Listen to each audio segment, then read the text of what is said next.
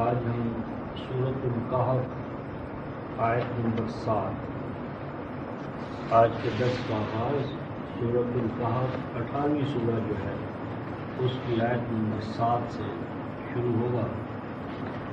بسم اللہ الرحمن الرحیم۔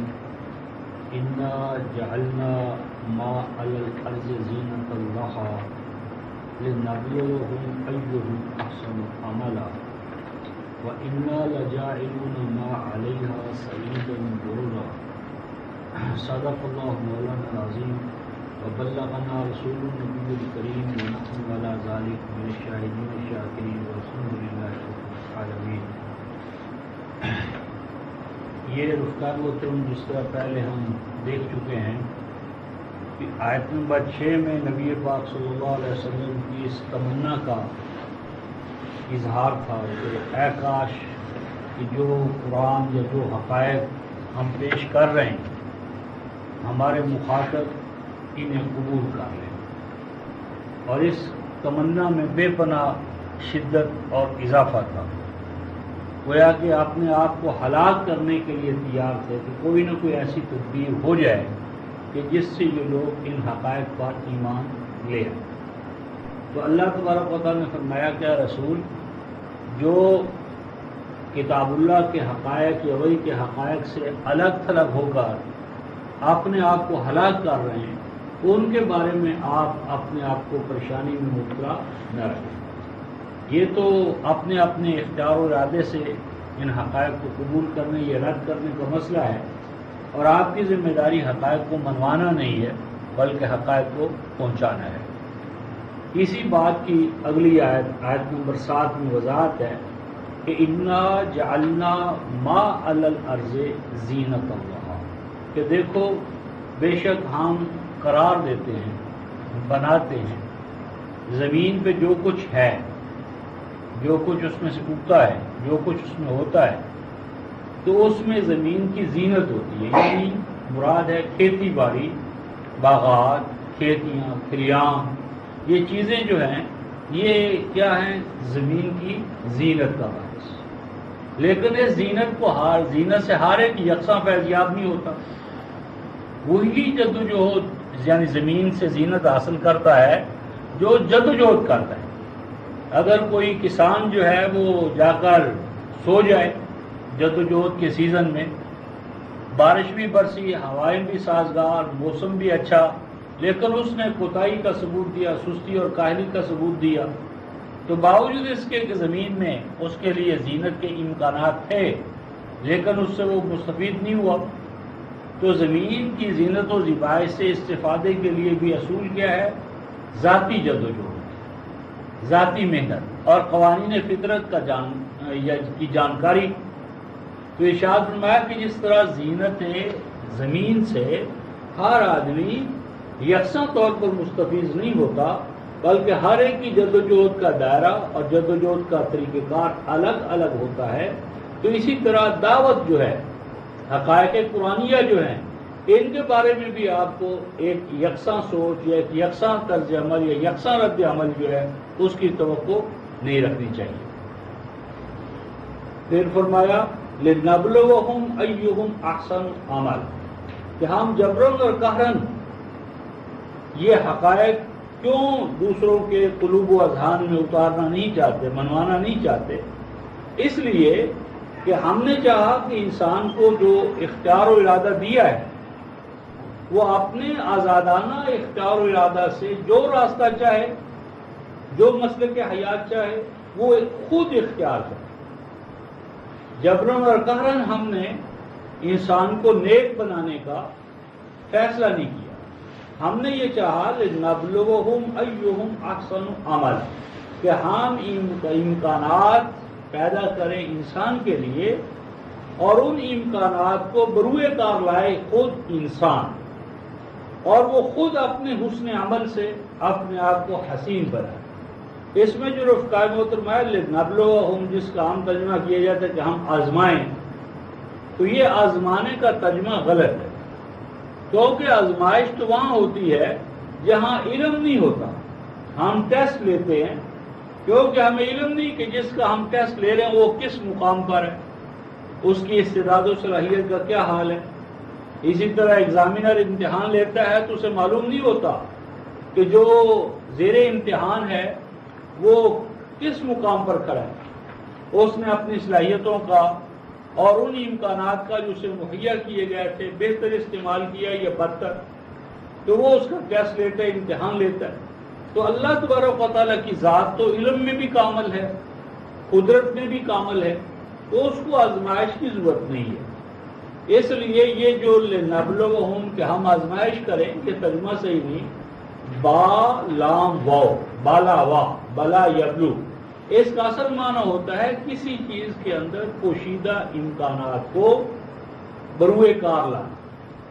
یعنی کسی چیز کے اندر جو ڈورمنٹ، پوشیدہ، خوابیدہ، مثلا آم کی گٹھلی ہے، تو آم کی گٹھلی میں یا برگد کے یا رائی کے بیج میں پورا درخت بننے کے امکانات ہوتے ہیں، لیکن وہ ایک پاسبلٹی ہے، پوٹینشلی وہ امکانات ہوتے ہیں، بالفعل نہیں ہوتے.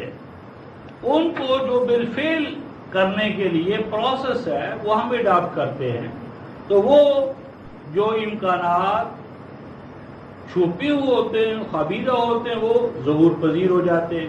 تو لنبلوہم کا معنی ہوا کہ اللہ تبارک و تعالی ذات انسانی میں پوشیدہ امکانات کو بروئے کار لانا چاہتے ہیں، اور اس بروئے کار لانے کے لیے اللہ تبارک و تعالی نے انبیاء کو وحی کے ذریعے ہدایت عطا کی، اور وہ اب کامل اور مکمل شکل میں کتاب اللہ قرآن پاک میں محفوظ اور موجود ہے.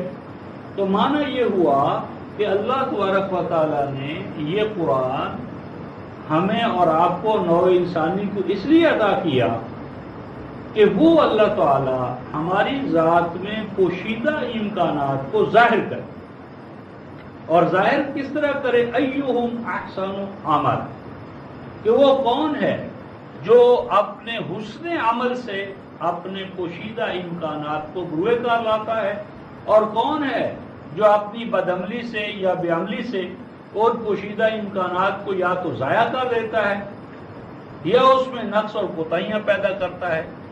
تو بلونا اردو میں بھی ہم استعمال کرتے ہیں، جس طرح یہ مثلا دودھ ہوتا ہے، اس کے اندر ہم پھر دہی وہ جما دیتے ہیں، پھر اس کو ہم بلوتے یعنی اس کو مدھانی کے ذریعے، تو اس مدھانی کے پروسیس سے کیا ہوتا ہے کہ اس کے اندر جو مکھن کے امکانات ہوتے ہیں پوشیدہ، وہ ظہور پذیر ہو جاتے ہیں.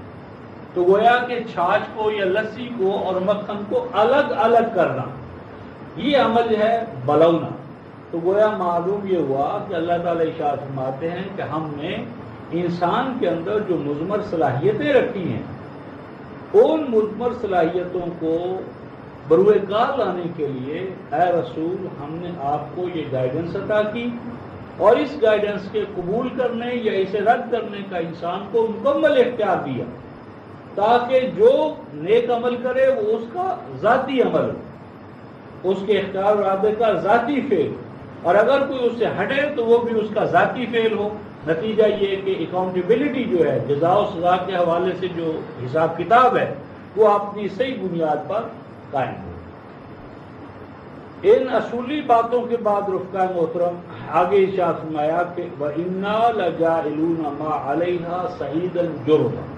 فرمایا کہ جس طرح انسان کے اندر حسن عمل سے اس کے امکانات بروئے کار آتے ہیں، اور اگر کوئی بہتر امکانات کو ظاہر نہ کرے تو وہ ناکام و نامراد ہوتا ہے، تو اسی طرح فرمایا کہ زمین کے اوپر جو کچھ ہے ایک وقت ایسا آتا ہے کہ ہم اسے چٹیل میدان کی طرح کر دیتے ہیں. یعنی اگر کسان جو ہے وہ جدوجہد نہیں کرتا، محنت نہیں کرتا، تو وہ زمین جو زیدت و زیبائش کی امکانات رکھتی ہے وہ ایک چٹیل میدان کے طور پر، بنجر زمین کے طور پر باقی رہتی ہے. تو اسی طرح گویا یہ تمثیل بھی ہے کہ جو انسان اپنے اندر پوشیدہ امکانات کو ظاہر نہیں کرتا، وہ چٹیل میدان کی طرح بے آب و گیاہ، یعنی بنجر، ویرانے کی صورت میں پڑا رہتا ہے. اور وہی اگر قوانین الہیہ کو جان کر ان کو بروئے کار لاتا ہے تو وہی اس کی زمین میں، اس کے دل دماغ میں، اس کی سیرت میں گل و گلزار کا سا نقشہ قائم ہو جاتا ہے. ان اصولی مباحث کے بعد اب رفقائے محترم آیت نمبر 9 سے اصحاب کہف کا بیان شروع ہوتا ہے۔ ارشاد فرمایا ام حسبت ان اصحاب الکہف والرقیم قالوا من آیاتنا عجبا۔ یہ پہلی آیت جلیلہ رفقائے محترم ٹرننگ پوائنٹ ہے، ٹرننگ پوائنٹ۔ ہماری جو روایتی تفاسیر ہیں قدیم اور جدید ساری کی ساری، اور جو اصحاب کہف کے بارے میں اللہ تبارک و تعالیٰ کا موقف یا نقطہ نظر ہے، ان دونوں کے مابین بعد المشرقین ہے، مشرق اور مغرب کا فاصلہ ہے۔ اگر ایک کا رخ مشرق کی طرف ہے تو دوسری کا رخ مغرب کی طرف۔ کیسے؟ اس طرح کہ آپ تمام قدیم اور جدید لٹریچر دیکھ لیں، تفسیری لٹریچر، علماء، صوفیاء، مشائخ، سب کو سامنے رکھ لیں اور سب کے بارے سے پوچھیں بھائی کہ اصحاب کہف کے بارے میں آپ کا کیا خیال ہے، کیا یہ کوئی عجائبات میں سے ہیں یا نہیں؟ تو ہر قدیم اور جدید مفسر، فقیر، مولوی، پیر یہی کہے گا کہ اگر اصحاب کہف سے پہلے 7 عجائبات تھے تو 8واں عجوبہ اصحاب کہف ہے۔ یہ متفقہ رائے ہے، اس میں اختلاف نہیں ہے کہ عجائبات جو اصحاب کہف ہیں وہ عجائبات میں سے، اس میں کوئی کم عجوبہ ہے کہ کوئی گروہ جو ہے وہ جائے اور 309 سال تک سویا رہے اور پھر اچانک اٹھ کر آ جائے، تو یقیناً یہ بات عجوبہ ہے، عجائبات میں سے۔ یہ جو تصور ہے کہ اصحاب کہف عجائبات میں سے تھے، قرآن کہتا ہے کہ وہ عجائبات میں سے نہیں تھے۔ ان اصحاب کہف کا جو عمل تھا، پروسیس تھا، طریقہ کار تھا، وہ عجائبات میں سے نہیں ہے۔ قرآن کہتا ہے وہ عجائبات میں سے نہیں۔ مفسر قدیم و جدید کہتے ہیں کہ نہیں، وہ عجائبات میں سے ہیں۔ نتیجہ یہ نکلے گا کہ جب یہ ان آیات کی توجیہ کریں گے، ایکسپلینیشن کریں گے، ان کی توضیح کریں گے، تو دونوں کا نقطہ نظر الگ الگ ہو جائے گا۔ قرآن اسے بیان کرے گا کہ یہ عجائبات میں سے نہیں ہے، مولوی اور مفسر بیان کرے گا کہ وہ عجائبات میں سے ہے۔ یعنی مولوی کا، مفسر کا نقطہ عجائب پرستی کی طرف جائے گا، ہر چیز کو عجوبہ بنائے گا، اور قرآن اسے عجوبہ نہیں بنانا چاہتا بلکہ وہ اسے نیچرل فینومینن کے طور پر لینا چاہتا ہے۔ یہ دونوں کے اندر بنیادی فرق ہے۔ اس آیت میں جو ہمیں نقطہ نظر ملتا وہ یہ ہے، ام حسبت، اے قرآن کے مخاطب، کیا تو نے گمان کیا ہے، کیا تیرا یہ گمان ہے، کیا تیری یہ سوچ ہے، کیا تیرا یہ موقف اور مسلک ہے، کیا انا اصحاب الکہف والرقیم، کہ یہ جو اصحاب کہف اور اصحاب رقیم ہیں، ابھی میں اس پہ گفتگو کرتا ہوں، قالوا من آیاتنا عجبا، کیا تھے یہ ہماری آیات میں سے کوئی عجوبہ؟ یہ استفہام انکاری ہے۔ جہاں کہیں بھی رفقائے محترم ام حسبتا یا ام حسبتم آیا ہے، وہ پھر موضوع لمبا ہو جائے گا، وہاں گمان باطل ہے۔ حسبتا کے تحت جہاں بھی کوئی آئے گا وہ گمان باطل ہوتا ہے، باطل تصور اس کی قرآن نفی کرتا ہے۔ میں صرف ان میں سے ایک نمائندہ مثال آپ کے سامنے رکھنا چاہتا ہوں۔ سورۃ البقرہ آیت نمبر 214، ہم حسبتم، کیا تمہارا گمان ہے، ان تدخلوا الجنہ، کہ تم، سورۃ البقرہ دوسری سورہ آیت نمبر 214، کہ کیا تمہارا گمان ہے کہ تم داخل ہو جاؤ گے جنت میں، وَلَمَّا يَأْتِكُم مَّثَلُ الَّذِينَ خَلَوْا مِن قَبْلِكُم، حالانکہ ابھی تم ان حالات سے نہیں گزرے کہ جن حالات سے وہ گزرے جو تم سے پہلے جنت پانے والے ہیں۔ اب یہاں پر جو ام حسبتم آیا ہے تو یہ باطل گمان کے لیے، کیا تمہارا گمان ہے، یعنی اگر ایسا گمان ہے تو یہ باطل ہے۔ تو جہاں بھی آپ کتاب اللہ میں ام حسبتم دیکھیں گے، ام حسبتا دیکھیں گے، یا اس کے دوسرے افعال مضارع کے حوالے سے ہوگا، تو ہمارا یہ یعنی ہے کہ وہ گمان باطل. بس یہ گمان باطل ہے کہ اصحاب کہف اور رقیم عجائبات میں سے تھے. یہ گمان باطل ہے. قرآن اس کی نفی کر رہا ہے. اب رفقا محترم، جب قرآن اس کی نفی کر رہا ہے تو اس کا مطلب یہ ہوا کہ جتنے بھی آگے قرآن میں بیانات آئیں گے وہ عجائبات میں سے نہیں ہیں، بلکہ وہ فطری ہیں. دے آر بٹ نیچرل، وہ نیچرل ہیں، وہ قوانین طبیعہ کے تحت ہیں. کسی جگہ پر بھی اللہ تعالیٰ کا سنت اللہ کا قانون ٹوٹا نہیں ہے. اور جہاں بھی ہم اس کو توڑ رہے ہیں اس کا مطلب ہے کہ ہم اللہ تعالیٰ کے راہ سے ہٹے ہوئے ہیں. تو یہ ٹرننگ پوائنٹ ہے. قرآن کے موقف کو جو گروہ لیتا ہے اس کا موقف کہ یہ عجائبات میں سے نہیں، اور جو روایتی تصور ہے ٹریڈیشنل ہمارے جدید مفسرین کے کہ جنہوں نے ان کو عجائبات میں سے لیا ہے، کوئی 7 سلیپرز پر اس کا اطلاق کرتا ہے، کوئی کہیں لے جاتا ہے، کوئی کہیں لے جاتا ہے. تو یہ جو عجائب پرستی کا نقطہ نظر ہے یہ آن قرآنک ہے. قرآن کا یہ موقف نہیں ہے کہ اصحاب کہف عجائبات میں سے تھے. اس کے بعد اب مسئلہ آتا ہے کہ اصحاب کہف اور رقیم کا معنی کیا ہے. تو کہف کے بارے میں تو رفقائے محترم ہم پہلے دیکھ چکے ہیں 18/27 میں اسی سورہ میں کہ کہف کیا ہے. آیت نمبر 27 18/28 جس میں قرآن نے کہا وَاتْلُ مَا أُوحِيَ إِلَيْكَ مِنْ كِتَابِ رَبِّكَ لَا مُبَدِّلَ لِكَلِمَاتِهِ وَلَن تَجِدَ مِن دُونِهِ مُلْتَحَدًا. کہ اے مومن بالقرآن وَاتْلُ، آپ تلاوت کریں، سامنے لائیں، پیش کریں مَا أُوحِيَ إِلَيْكَ مِن كِتَابِ رَبِّكَ، وہ چیز جو وحی کی گئی ہے آپ کی جانب. وہی کیا کی گئی ہے؟ من بیانیہ ہے. من کتاب ربک، وہ تیرے رب کی ایک کتاب ہے. 6 یا 7 یا 8 یا 5 کتابیں نہیں ہیں، سیاستہ یا سیاربانی، ایک ہی کتاب ہے. من کتاب ربک.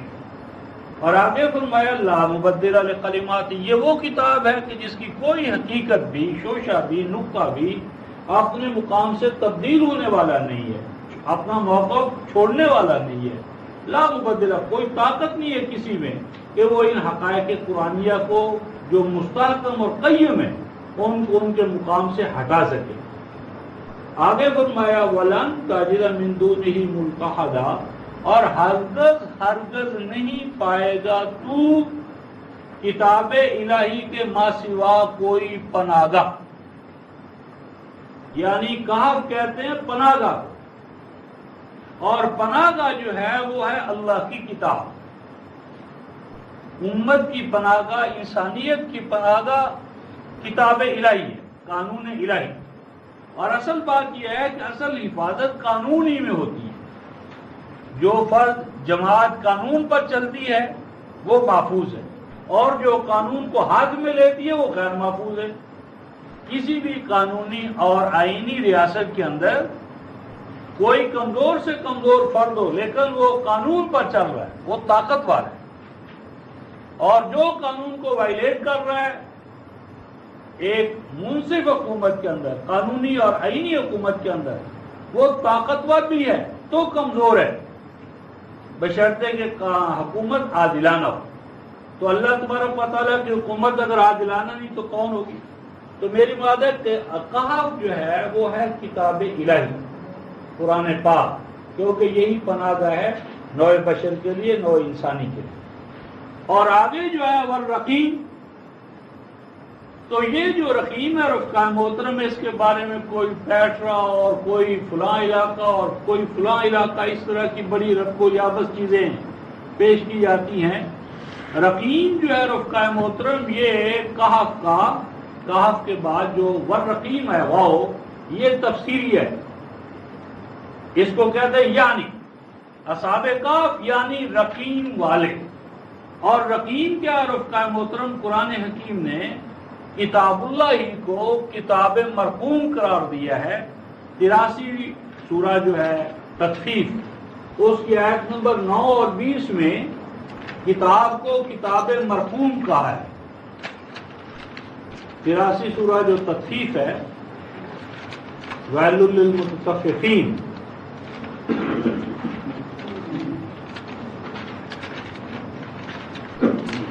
تو اس کی آیت نمبر 9 میں پہلے فرمایا وما ادراک ما سجین کتاب مرقوم، کتاب مرقوم.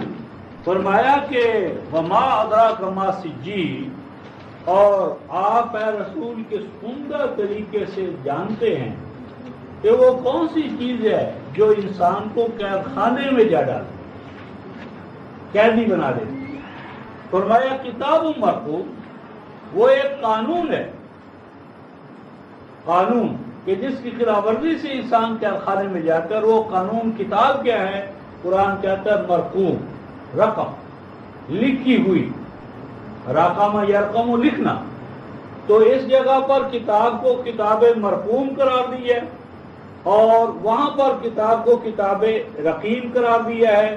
اور پھر اسی کی آیت نمبر 20 میں وما ادراک ما علیون کتاب مرقوم، کتاب مرقوم وہ کتاب، علیون وہ کتاب جو وہ قانون حیات، وہ جو اعلیٰ سے اعلیٰ مقام تک نوع انسانی کو پہنچاتا ہے، اس کو بھی فرمایا کتاب مرقوم.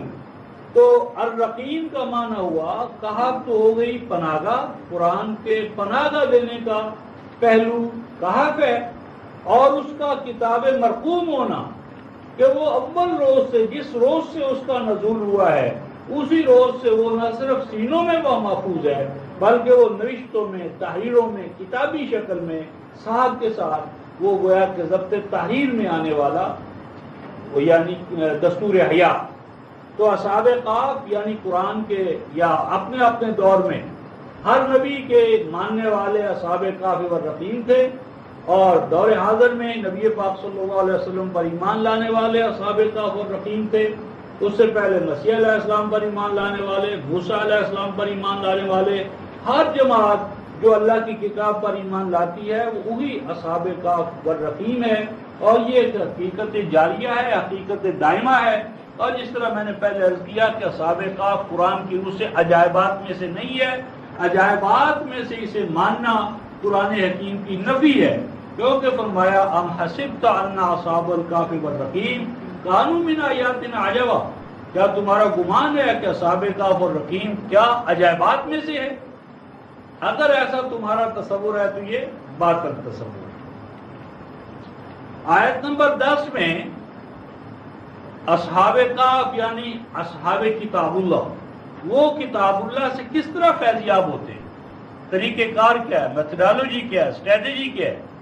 تو اس حوالے سے رفقائے محترم 11-120 کو جب آپ ہمیشہ سامنے رکھیں گے تو یہ اصحاب کہف ایک حقیقت جاریہ ہے، حقیقت دائمہ ہے، حقیقت قیمہ ہے کہ جس میں آپ نے، ہم سب نے فیضیاب ہونا ہے. اور ہماری سیرابی اور فیضیابی ہی قرآن کی ہر آیت کا موضوع ہے، اور اصحاب کہف یا سورۃ الکہف کا موضوع بھی یہی ہے. فرمایا از اول فتیۃ الی الکہف، فرمایا کہ اس حقیقت نامے کا نقطۂ آغاز اس پوائنٹ سے ہوا، از اول فتیہ. اوا یاوی کمان ہوتا ہے رفتہ مطلب پناہ حاصل کرنا، کہ جب پناہ حاصل کرنا چاہیے. الفتیہ، الفتیہ ایمان والوں کو فتح کہا جاتا ہے.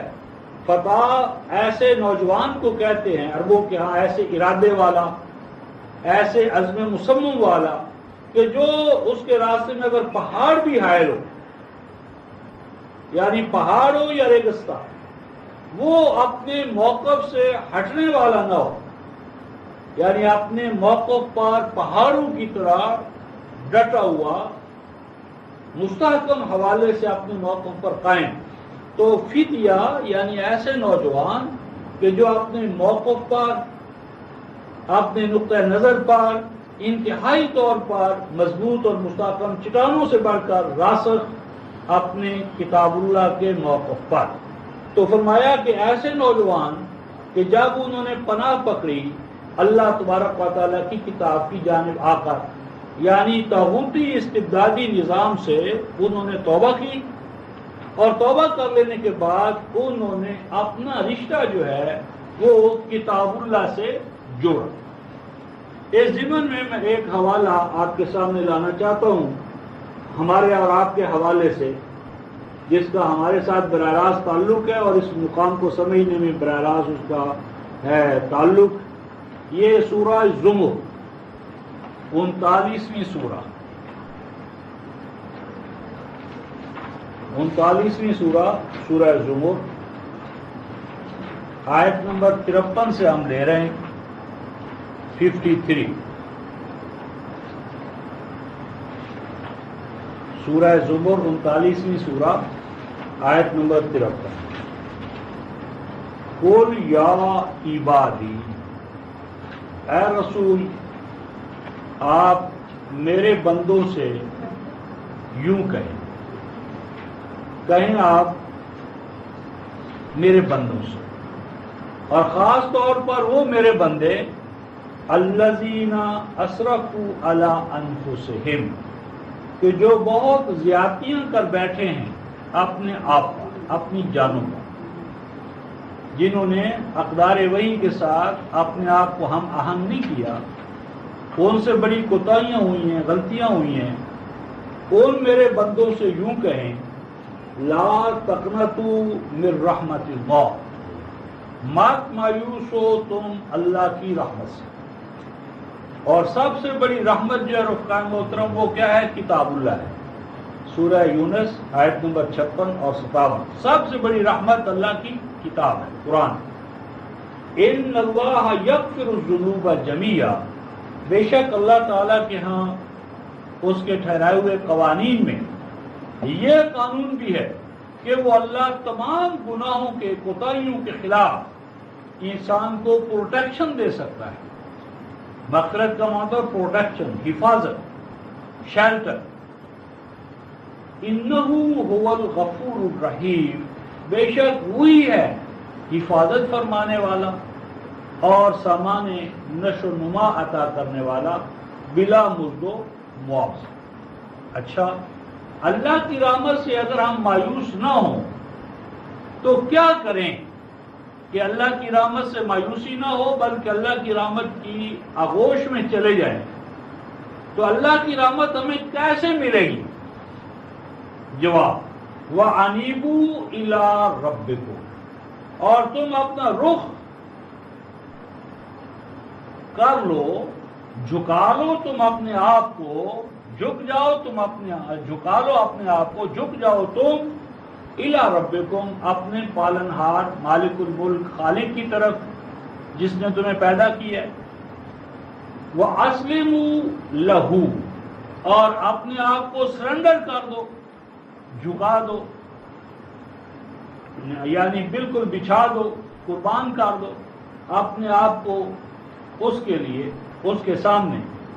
اس سے پہلے کہ تمہارے اوپر کوئی عذاب آ جائے، آفت آ جائے، ہلاکت آ جائے، سب سے بڑی بات ہے موت آ جائے. ثم لا تنصروا، اور اگر تم شرک کی حالت میں مر گئے اور حیات دنیا میں تمہیں توبہ کا موقع نہ ملا، توبہ نہ کی تم نے شرک سے، کفر سے مرنے سے پہلے، تو پھر اسی حالت میں آ گئے تو پھر تمہاری کوئی نصرت، کوئی مدد، کوئی وہ تمہارا نہ ہو سکے گا. اب اگر ہم اللہ کے سامنے جھکنا چاہتے اور اللہ کے لیے اپنے آپ کو قربان کرنا چاہتے تو کیا کریں؟ عملی طور پر، عملی طور پر کیا کریں؟ اللہ کے سامنے جھکنا کیا ہے؟ اللہ کے حضور میں گڑگڑانا کیا ہے؟ عملی طور پر ہمیں کیا کرنا ہوگا؟ ارشاد فرمایا وَاتَّبِعُوا أَحْسَنَ مَا أُنزِلَ إِلَيْكُم مِّن رَّبِّكُمْ، اس کے لیے کرنا تم نے یہ ہے کہ پیچھے پیچھے چلنا شروع کر دو، پیچھے پیچھے چلنا شروع کرو اس چیز کے احسن ما انزل الیکم، کہ جتنی کتابیں میں نے نازل کی اب تک وہ ساری حسین تھی، پر قرآن ان سب سے احسن، ان سب کا جامع ہے، ان سب سے اقوم ہے، کیونکہ یہ تا قیام قیامت نوع انسانی کے جو تقاضے تھے ہدایت کے حوالے سے، ان تمام تقاضوں کو تا ابد تا قیام قیامت پورا کرتے رہنا، یہ سابقہ میں کسی کتاب کا یہ فریضہ نہ تھا، یہ خاتم الکتب کا یہ امتیاز ہے۔ تو اس لیے فرمایا کہ میں نے سب سے حسین جمیل توازن و اعتدال کی حامل کتاب قرآن جو نازل کیا ہے، اس کے پیچھے پیچھے چلنا شروع کر دو، من قبل ان یأتیکم العذاب بغتۃ وانتم لا تشعرون، یہ کام اس سے پہلے پہلے کر لو۔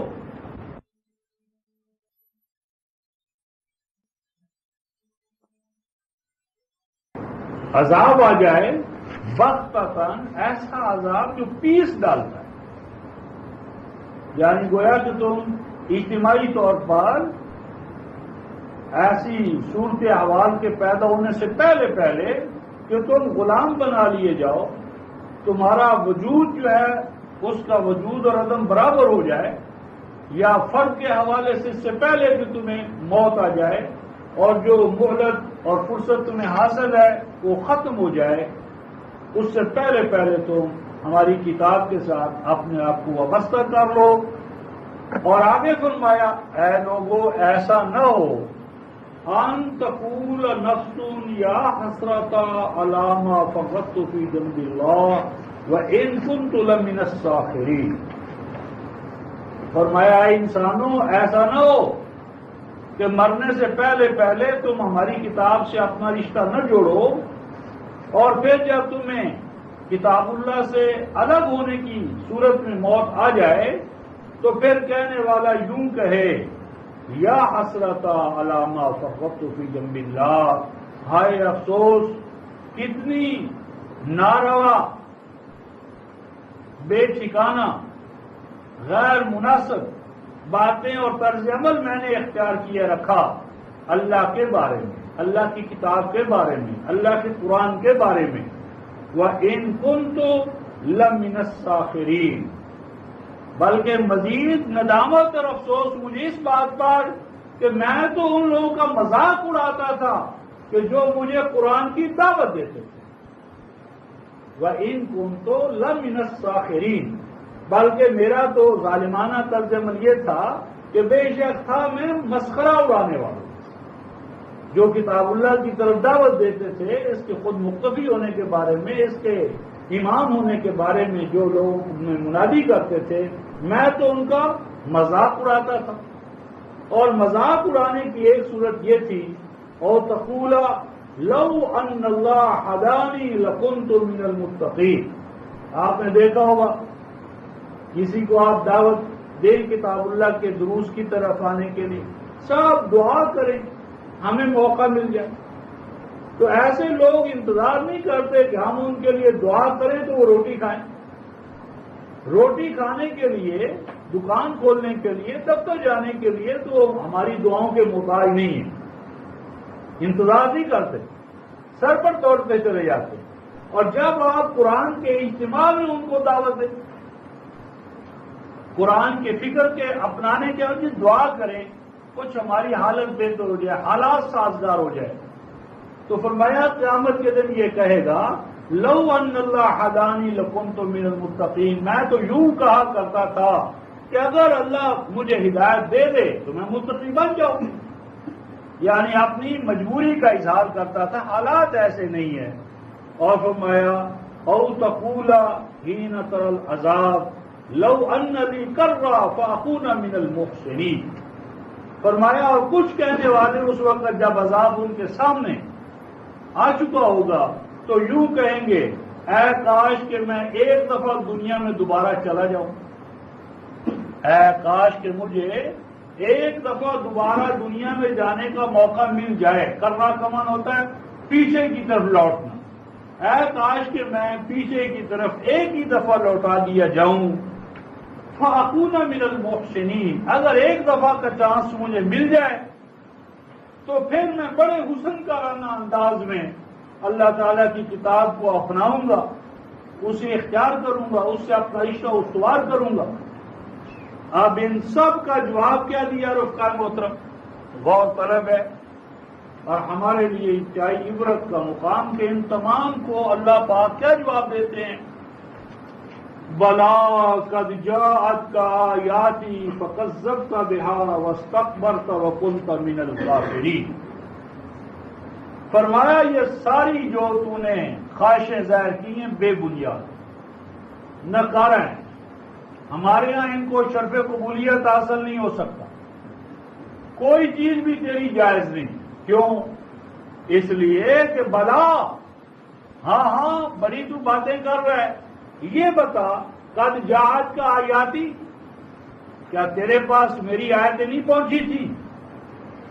کیا میرا قرآن اس کی آیتیں تیرے گھر پر تیرے سامنے تجھ تک نہیں پہنچائے گئے تھے؟ بلا، کیوں نہیں؟ قد جاءت کا آیاتی، پہنچا دی گئی، پہنچ گئی تیرے پاس میری آیتیں، تو نے کیا کیا؟ فکذبت بہا، ایک طرف قرآن کا خالص فیصلہ اور دوسری طرف باپ دادا کی روایات، پیروں فقیروں کی کرامتیں اور شعبے، ڈھکوسلے لوگوں کے، انسانوں کے، خود ساختہ روایات کے، کیا کرتا تھا؟ فکذبت بہا، چھوڑنا پڑتا تھا تو میرے قرآن کو چھوڑ دیتا تھا، باپ دادا کو نہیں چھوڑتا۔ مولویوں کو، پیروں کو، فقیروں کو جھوٹا نہیں کہنا، اللہ کی کتاب کی طرف جھوٹ منسوب ہو جائے تو کوئی بات نہیں، نہ اللہ کا احترام، نہ اس کے وقار کا احترام، نہ اس کے خالق اور مالک ہونے کا احترام۔ اللہ کے بندے، جس کا تو مخلوق ہے، جو تیرا مالک ہے، جو تجھے بھیجنے والا ہے، جو تجھے نعمتوں پر نعمتیں عطا کرنے والا ہے، وہ اس کے قرآن کو جھٹلا رہا ہے، اس کی ناقدری کر رہا ہے، اور اپنے جیسے فانی اور آنی انسانوں کی کتابوں کو، روایتوں کو، قصوں کو، کہانیوں کو تو نے سر پر نہیں آسمان پر چڑھا رکھا ہے۔ فکذبت بہا، تو اگر تکلیف کرنی ہوتی تھی تو کس کی کرتا تھا؟ میری آیات کی۔ واستکبرت، اپنے آپ کو تو نے بڑا جانا، اور بڑائیوں کی بیائی تو اللہ کے لیے، پھر اس کی کتاب اور کلام کے لیے، تو تو نے اللہ کو اور اس کی کتاب کو اور اس کی آیات کو بڑا نہیں مانا، اپنے آپ کو بڑا سمجھا، اپنے مولوی صاحب اور پیر صاحب کو بڑا سمجھا، وَكُنْتَ مِنَ الْكَافِرِينَ، اور تو کتنا نالائق، نہ قدر، نہ شکر گزار کہ اللہ کی کتاب کے ساتھ تیرا طرز عمل کیا تھا، کیا اختیار کیا تو۔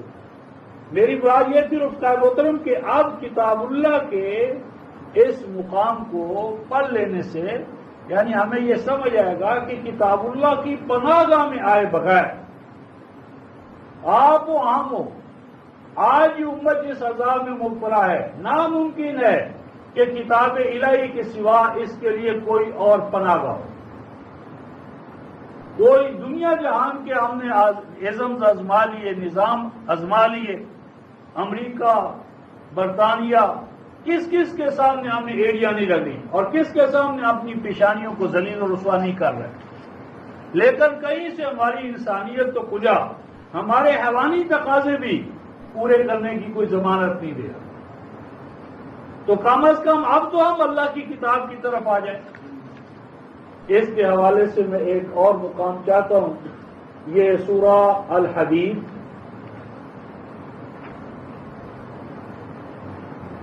آیت نمبر 16، 57/16، 57 سورہ الحدید، 57 سورہ 16ویں آیت، 57/16۔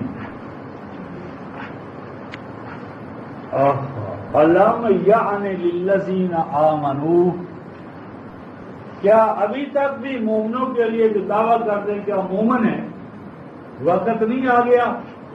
علم یعنی کیا وہ کسی اور وقت کا انتظار کر رہے ہیں؟ کیا مومن ہونے کا دعویٰ کرنے والے ابھی مزید کسی چیز کا انتظار انہوں نے کرنا ہے، کون سا تجربہ انہوں نے نہیں کر لیا، کس چوکھٹ پر انہوں نے اپنی عزت و آبرو کو پامال کر کے نہیں دیکھی؟ علم یعنی کیا ابھی تک وقت نہیں آیا ان کے لیے جو اپنے آپ کو مومن کہتے ہیں، کیا وقت نہیں آیا؟ ان تخشع قلوبہم لذکر اللہ، کہ وہ بچھا دیں اپنے دل دماغ کو اللہ کے ذکر کے ساتھ۔ اور اللہ کا ذکر کیا ہے رفقائے محترم؟ 41/40 ان الذین کفروا بالذکر لما جاءہم وانہ لکتاب عزیز۔ ذکر اللہ کتاب اللہ ہے، قرآن پاک ہے۔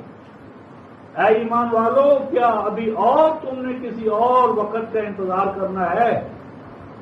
کیا مناسب ترین وقت نہیں آ گیا تمہارے لیے کہ تم اپنے آپ کو بچھا دو، قربان کر دو، لگا دو، ڈیووٹ کر دو، ڈیڈیکیٹ کر دو اپنے دل دماغ کو اللہ کے ذکر کے ساتھ؟ اور خود ہی بیان فرمایا کہ اللہ کا ذکر کیا ہے؟ وَمَا نَزَلَ مِنَ الْحَقِّ، یعنی وہ چیز کہ جسے نازل کیا ہے اللہ تعالی نے اور وہ حق ہے، کوئی اس میں ظنی بات نہیں ہے، قیاسی بات نہیں ہے، شہادت در شہادت در شہادت کی بنیاد پر نہیں ہے، جو کچھ ہے اول سے آخر تک اللہ کا کلام ہے، براہ راست کلام ہے، اللہ کا کلام۔ وَلَا يَكُونُوا كَالَّذِينَ أُوتُوا الْكِتَابَ مِنْ قَبْلُ، اے ایمان والو دیکھنا نہ ہو جانا ان لوگوں کی طرح جو تم سے پہلے کتاب دیے گئے، یہود کی طرح، نصارہ کی طرح۔ لیکن آج رفقائے محترم، نصارہ تو اپنی بائبل محرف کو گھر گھر پہنچانے کے لیے دنیا جہان میں، افریقہ کے تپتے ہوئے صحرا ہوں یا قطب جنوبی اور شمالی کے ٹھنڈے علاقے ہوں، کہاں کہاں پر بائبل مشن بائبل نہیں پہنچا رہا۔ آپ کے گھروں میں پنجابی زبان میں مشن والی عورتیں اپنی محرف بائبل انجیل پہنچا رہے ہیں۔ ہم قرآن والے کہاں گئے جن کے پاس حقانی کلام، سچا کلام، سچا کلام، اول سے آخر تک اصلی کلام والے سو گئے، اور محرف بائبل والے گھر گھر بائبل کو پہنچانے کے لیے وقت ہو گئے۔ تو اب مزید کس بات کا ہمیں انتظار؟ گرفتہ چینیا احرام مکی خفتہ در بتا کہ گویا خراسان سے کہاں سے لوگ آ کر بیت اللہ میں اکٹھے ہو گئے، اور جن کی دیوار بیت اللہ کے ساتھ ملتی ہے وہ بدبخت سوئے ہوئے۔ گرفتہ چینیا احرام مکی خفتہ در بتا، ارشاد فرمایا ان لوگوں سے سبق حاصل کرنا کہ جو تم سے پہلے کتاب دیے گئے تھے، فَقَالَ عَلَيْهِمُ الْأَمَلُ، جیسے جیسے ان کے اور ان کے نبی کے مابین زمانی بوجھ بڑھتا گیا، زمانی فاصلہ بڑھتا گیا، فَقَسَتْ قُلُوبُهُمْ، تو ان کے دل اپنی اپنی کتاب سے ہٹتے گئے، سخت ہوتے گئے۔ وَكَثِيرٌ مِّنْهُمْ فَاسِقُونَ، اور کثیر تعداد ان کی عہد کو پامال کرنے والی ہو۔ اے ایمان والو، اگر تمہاری حالت بھی کسی وقت ایسی ہو جائے کہ تمہارے اندر اکثریت بدعہد لوگوں کی ہو جائے، کتاب اللہ سے غافل، بلکہ کتاب اللہ کو ناقص ٹھہرانے والے افراد اگر تمہارے اندر کسی وقت بڑھ جائیں تو کیا کرو؟ حل کیا ہے؟ سچویشن میں، ایسی سچویشن میں ہم کیا کریں؟ اللہ پاک فرماتے اعلموا ان اللہ یحیی الارض بعد موتها، اے ایمان والو ایسے حالات میں مایوس نہ ہونا، جان لو کہ وہ اللہ ہی کی ذات ہے، وہ اللہ ہی تو ہے، یحیی الارض بعد موتها، جو زمین کو مر جانے کے بعد، بنجر ہو جانے کے بعد، چٹل میدان میں تبدیل ہونے کے بعد زندہ کر دکھاتا ہے۔ کیا کرتا ہے؟ بارش نازل کرتا ہے، بارش سے دوبارہ وہ چٹل میدان لکھو دکسارا، پھر وہ گلو گلزار میں تبدیل ہو جاتے۔ فرمایا قد بینا لکم الآیات لعلکم تعقلون، تو تمہاری حیات نو کے لیے بھی ہم نے اپنی آیات کھول کھول کر بیان کر دی. وہ آیات کیا ہے رفقائے محترم کہ قرآن ہی آب حیات، قرآن ہی اللہ کی ربانی بارش ہے. اور ربانی بارش کا جو گویا کہ مخزن ہے، حوض ہے، حوض کوثر کتاب اللہ. تو ہم نے تو کتاب اللہ تمہارے لیے عبدالآباد کے لیے محفوظ کر دی ہے. کسان تو انتظار میں بیٹھے گا کب بارش ہوگی. اے مسلمان تیرے لیے تو انتظار نہیں ہے، جب چاہے سیراب کر لے اپنے آپ. رفقائے محترم کتنا بڑا اللہ کا احسان ہے کہ موسیٰ کو کلام پانے کے لیے طور پہ جانا پڑا. اصحاب رسول کو 23 سال تک قرآن کے اکمل و کامل نزول کا انتظار کرنا پڑا. اور آج آپ اور ہمیں کہ جب ہم چاہیں الکلام کو کھولیں اور اللہ سے مخاطب ہو. کوئی انتظار نہیں ہے کسی مقام پہ جانے کے، نہ طور پہ جانے کے محتاج، نہ 23 سال انتظار کرنے کے پابند. رب کائنات کا کلام ہر وقت ہمارے سامنے ہے. جب ہم چاہیں کلیم ہو سکتے ہیں، جب ہم چاہیں مکالمہ الہی سے فیضیاب ہو سکتے ہیں، کیونکہ اللہ کا ابدی کلام ہمارے سامنے رکھا. ضرورت کیا ہے، کرنے کا کام کیا ہے؟ فرمایا ان المصدقین والمصدقات وَأَقْرَضُوا اللَّهَ قَرْضًا حَسَنًا يُضَاعَفْ لَهُمْ وَلَهُمْ أَجْرٌ کریم. فرمایا ضرورت یہ ہے کہ ایسے افراد آگے آئیں جو دل دماغ سے کتاب اللہ کی حقانیت کی تصدیق کرنے والے. مصدق کا معنی ہوتا ہے سچ کر دکھانے والا، کہ جو کتاب اللہ کے حقائق کو سچ کر دکھانے والے ہوں، اور وہ صرف مرد ہی نہ ہوں، والمصدقات عورتیں بھی ہوں. یعنی زندگی کی جو گویا ہے گاڑی، اس کے دو برابر کے پہیے ہیں، ذکر اور انثی، مرد اور عورت، برابر کے ان کے حقوق اور فرائض.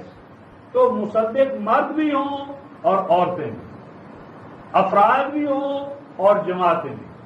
اور کریں کیا؟ وَأَقْرَضُوا اللَّهَ قَرْضًا حَسَنًا. یہ اللہ کے نظام کو غالب کرنے کے لیے، کتاب الہی کی اشاعت کے لیے، کتاب اللہ کے سمجھنے سمجھانے کے لیے ایسے ادارے کہ جو کتاب اللہ کے نور کو عام کرنے کے لیے، اس کی تعلیمات کو عام کرنے کے لیے وقف ہو، ان کو وہ اپنے مالی وسائل، اپنا وقت، جان، مال، جانی اور مالی وسائل قرض دیتے چلے گئے. یعنی بلا بغض و معاوضہ کہیں کہ یہ ہمارے پاس جو کچھ ہے اللہ ہی کا دیا ہوا ہے، اور ہم اللہ کے کلام کو دنیا میں پہنچانے کے لیے سب کو قربان کرتے، دے دیتے. تو فرمایا کہ اگر وہ اللہ کو دیں گے یضاعف لہم، تو اللہ ایسا تو نہیں کرے گا کہ ان کے اس دیے کو گھاٹا ڈالے، خسارہ کرے. جتنا وہ دیں گے بڑھا چڑھا کر ہم ان کو واپس کریں گے. وَلَهُمْ أَجْرٌ کریم. آپ نے دیکھا ہوگا دینے والا اپنی حیثیت سے دیتا ہے. اگر صاحب حیثیت ہے، وہ کسی کو مزدور رکھتا ہے تو اتنا ہی نہیں دیتا، بلکہ وہ اپنی حیثیت کا اظہار کرنے کے لیے طے شدہ سے بھی زیادہ دیتا. تو اللہ فرماتے ہیں کہ میں تو پھر اجر جب دوں گا تو اجر دوں گا کریمانہ انداز، میرے خزانوں میں تو کوئی کمی نہیں ہے.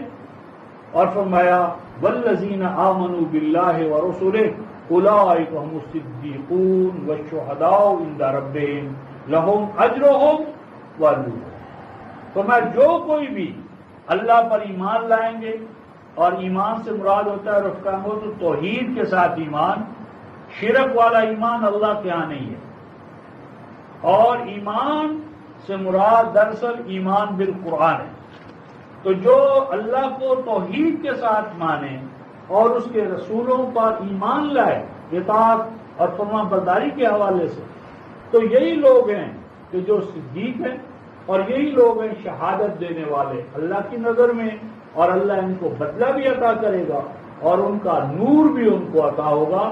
زندگی میں قدم قدم پر ان کو نور عطا ہوگا تاکہ وہ ظلمات سے خود نکلیں اور دوسروں کو نکال سکیں. اس ضمن میں ایک بات ذہنوں میں آتی ہے کہ یہ جو ہے وہ انت من الکافرین، کہ تو کافروں میں سے تھا.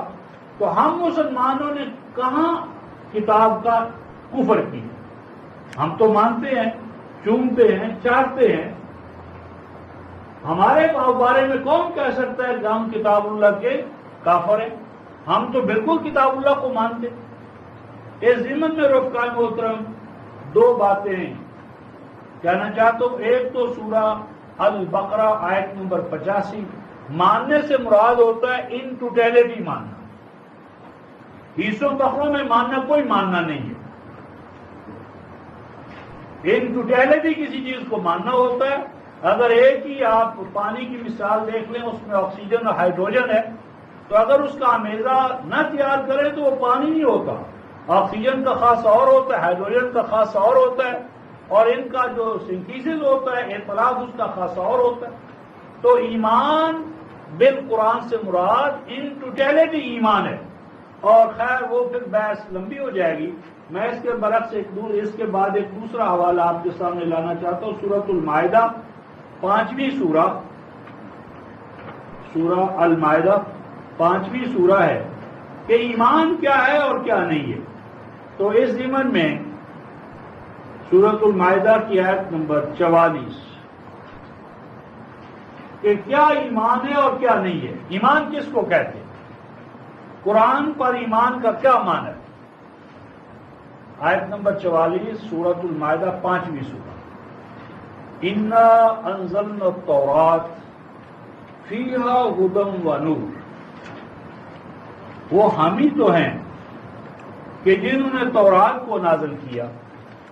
وہ تورات کی جس میں گائیڈنس ہے، گائیڈنس خدا، گائیڈنس رہنمائی، انفرادی دائرے میں، اجتماعی دائرے میں، بین الاقوامی سطح پر، وہ نور، اور اس کتاب اللہ کو نافذ کرنے کے دوران جو مشکلات پیدا ہوئی اور نور درکار ہے وہ بھی اسی تورات میں تھا. گائیڈنس، نصب العینی تقاضے، اور ان نصب العینی تقاضوں کو نافذ کرنے کے دوران مشکلات، ہرڈلز، آبسٹیکلز، ان کو دور کرنے کے لیے روشنی. اور آگے فرمایا یحکم بہا النبیون. اور جو نبی تھے وہ کیا کرتے تھے؟ یحکم بہا، وہ فیصلے کرتے تھے، حکم دیتے تھے، حکمرانی قائم کرتے تھے تورات.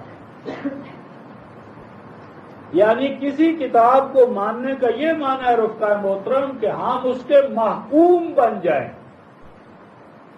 ہمارا عقیدہ اور ہمارا عمل، ہماری زندگی کتاب اللہ کے ماتحت ہو جائے. یہ نہیں کتاب اللہ پڑھ لی، پرنالہ وہیں رکھا، کتاب اللہ کی خشک تلاوت کر لی، مردوں کو ثواب پہنچا لیا، انگلیاں پھیر لی، مختلف تقریبات میں قرآن کا پڑھ لینا، یہ ایمان نہیں ہے. ایمان دراصل یہ ہے یحکم بہا، اس کتاب کا محکوم بن جائے. اور محکوم بننے کے لیے بھی نہیں ہے کہ حکمرانی ہو. ہم اپنی انفرادی زندگی کے اندر جو ہم سے کتاب اللہ کے مطالبات ہیں، اگر ان کے ماتحت نہیں ہوتے تو یہ بھی کفر ہے. تو یعنی فیصلہ کرتے تھے اس کتاب تورات کے مطابق نبی. کون سے نبی؟ الذین اسلموا. نبی وہ ہوتا ہے جو سب سے پہلے کتاب الہی کے سامنے جھکتا ہے. کتاب اللہ پر سب سے پہلے اپنے آپ کو قربان کرنے والا نبی ہوتا ہے. کوئی اور جھکے یا نہ جھکے، نبی سب سے پہلے اپنے آپ کو قربان کرتا ہے احکام الہیہ کے سامنے. اس کی بالادستی، ان کی بالادستی قبول کرتا ہے، ان کے اپنے آپ کو ماتحت کرتا ہے. اور یہ نبی کتاب اللہ کی حکمرانی یا فیصلے کن کے لیے کرتا ہے؟ للذین ہادوا، ان کے لیے جو اپنے آپ کو ہدایت یافتہ.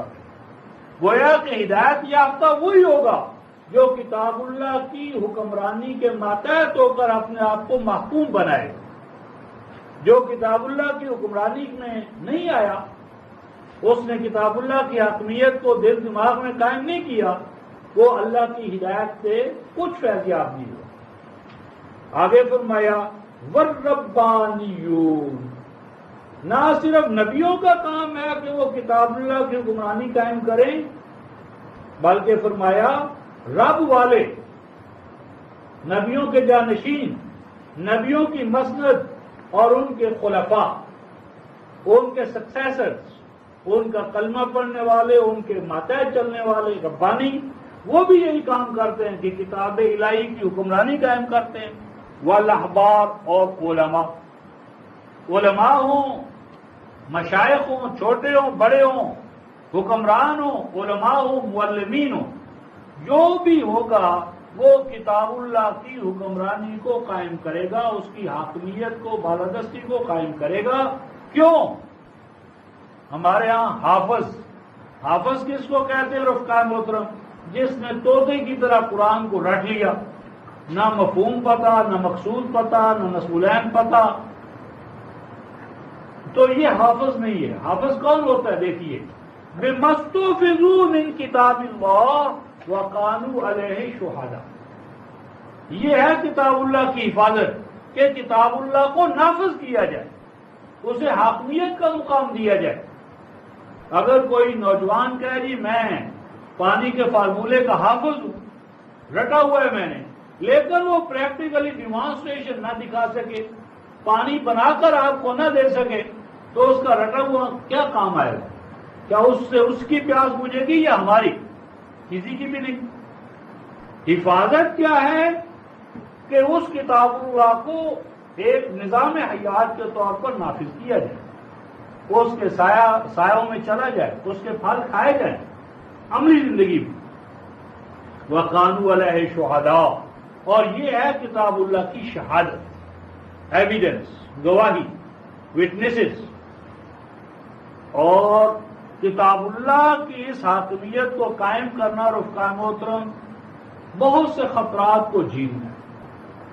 عوامی مقبولیت ختم ہوتی ہے، اکثریت ناراض ہوتی ہے، باپ دادا دائیں بائیں کے لوگ ناراض ہوتے ہیں، زندگی گزارنا مشکل کر دیتے ہیں۔ اس لیے اللہ تعالیٰ ارشاد فرماتے ہیں فَلَا تَخْشَوُا النَّاسَ، جو کتاب اللہ کی حاکمیت قائم کرنا چاہتا ہے، شرط یہ ہے کہ لوگوں کا خوف اور ڈر اپنے دل دماغ سے نکال دیں۔ اگر لوگوں سے ڈرے گا، ان میں ناک نہ کٹ جائے، خاندان میں کیا منہ دکھاؤں گا، قرآنی ہو گیا ہے، صرف قرآن کی بات مانتا ہے، تو حقہ پانی بند کر دیں گے، سوشل بائیکاٹ ہو جائے گا، کہاں جائیں گے، رشتے ناطے کہاں ہوں گے؟ فَلَا تَخْشَوُا النَّاسَ، اے مومن لوگوں سے نہ ڈر، وَاخْشَوْا، ڈرنا ہے تو مالک الملک کی ناراضگی سے ڈر۔ ہمارا المیہ یہ ہے رفقائے محترم، لوگوں کا ڈر تو ہمارے ذہنوں پر مسلط ہے، نہ ہم موت سے ڈر رہے ہیں، نہ مالک الملک کی پیشی ہمیں یاد۔ لوگوں کا خوف، لوگوں کے ہاں مقبولیت، لوگ راضی رہیں، مالک الملک ناراض ہو جائے۔ تو رفقائے محترم یہ دور جس میں آپ اور ہم رہ رہے ہیں، اس دور کا المیہ یہ ہے کہ جو آدمی رفقائے محترم اللہ اور رسول کا بدعہد ہے، جو انسان اپنے خالق اور مالک کا بدعہد اور بے وفا ہے، وہ آپ کو اور میرا وفادار کیسے ہو؟ مالک الملک کی غداری اور خیانت اور آپ کو اور میرا وفادار ناممکن۔ فرمایا کہ لوگوں کا ڈر ذہن سے نکال، صرف ڈر مجھ سے کہ میں دینے والا ہوں، میں داتا ہوں، میرے حضور میں تیری پیش۔ فرمایا وَلَا تَشْتَرُوا بِآيَاتِي ثَمَنًا قَلِيلًا، اے مذہبی پیشواؤ، اے تورات کا نام لینے والوں، تورات کو نافذ کرنے کی اس کی پڑیاں بنا بنا کر بیچ رہے، تعویذات بنا بنا کر، ورد وظیفوں میں پھونکے مار مار کر میرا قرآن اور میری آیات اڑا رہے ہو۔ وَلَا تَشْتَرُوا بِآيَاتِي ثَمَنًا قَلِيلًا، حیات دنیا کی عوض میں میرا قرآن نہ بیچنا، چھوٹے چھوٹے مفادات کے لیے، مفادات کی قربان گاہ پر قرآنی آیات کو بھیٹ نہ چڑھانا۔ اس کے بعد یہ رفقائے محترم آیا ہے وَمَن لَّمْ يَحْكُم بِمَا أَنزَلَ اللَّهُ، مَن لَّمْ يُؤْمِن نہیں فرمایا جو ایمان نہ لائے قرآن پر، اللہ کے حکم نامے، وہ کافر ہے، نہیں، مَن لَّم يُؤْمن نہیں کہا، مَن لَّم يَحْكُم، جو حکم نہیں کرتا، فیصلہ نہیں کرتا کتاب اللہ کے مطابق، وہ کافر ہے۔ ایک طرف کتاب اللہ کا واضح فیصلہ ہے، دوسری طرف باپ دادا کی روایات ہے۔ جو کتاب اللہ کے فیصلے کو نہیں مانتا، باپ دادا کی روایات کو، قصے کہانیوں کو مانتا ہے، وہی کافر ہے۔ ایمان لانا یا نہ لانا کوئی مسئلہ نہیں ہے۔ ایمان کا معنی یہ ہے کہ کتاب اللہ کی حاکمیت کے اندر آ جائے، اپنے آپ کو کتاب اللہ کا محکوم مانے۔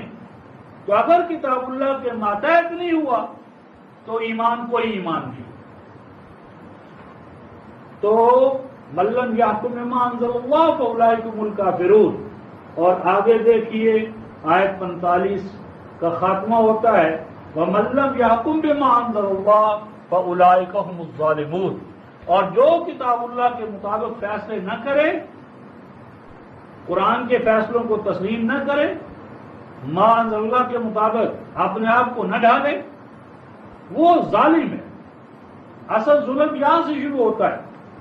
اور آگے دیکھیے آیت نمبر 47 وَمَن لَّمْ يَحْكُم بِمَا أَنزَلَ اللَّهُ فَأُولَٰئِكَ هُمُ الْفَاسِقُونَ۔ اور جو معاملہ کے مطابق فیصلے نہ کرے وہ کون ہے؟ وہ فاسق ہے، بدعہد ہے، بے وفا ہے، غدار ہے، مجرم۔ تو اس وقت یہ تینوں دفعیں اس امت پر لگ چکی۔